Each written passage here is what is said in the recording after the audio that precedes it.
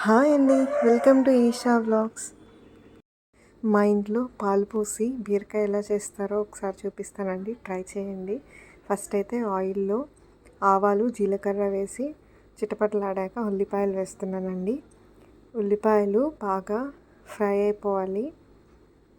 దీంట్లో నేను ఒక హాఫ్ కప్ అయితే టమాటోస్ వేస్తున్నాను. ఉల్లిపాయల్లో హాఫ్ ఉంటే సరిపోతుందండి. ఇవి బాగా మగ్గాలి. మగ్గే వరకు మంచిగా మూత పెట్టి ఉడికించుకోండి. తర్వాత నేను బీరకాయ ముక్కలు ముందే కట్ చేసి పెట్టుకున్నాను, తొక్కు తీసి అవి యాడ్ చేసి మూత పెట్టి మళ్ళీ మగ్గిస్తున్నాను.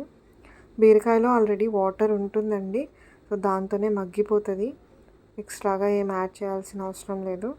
చూడండి, అది వాటర్ కొద్ది కొద్దిగా వదులుతూ ఉంది. సో ఈ స్టేజ్లో అయితే నేను కారం, కొద్దిగా పసుపు, కొద్దిగా ఉప్పు వేసేసాను. అన్నీ వేసి కలిపేస్తున్నాను ఒకసారి. అన్నీ బాగా కలిపాక నేను పాలు వేసానండి. కొద్దిగా వేసుకోండి పాలు, లేదంటే కొద్దిగా విరిగినట్టు అనిపిస్తుంది.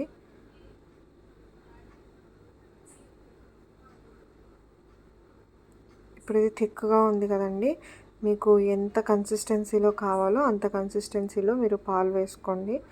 ఇది కొంచెం పీల్చుకున్న తర్వాత మళ్ళీ ఇంకొన్ని పాలు యాడ్ చేస్తాను. చూడండి, ఇప్పుడు మీరు మంచిగా కలిపేసుకున్నారంటే ఒక 2 to 5 మినిట్స్కి ఈ కూర అయిపోతుందండి.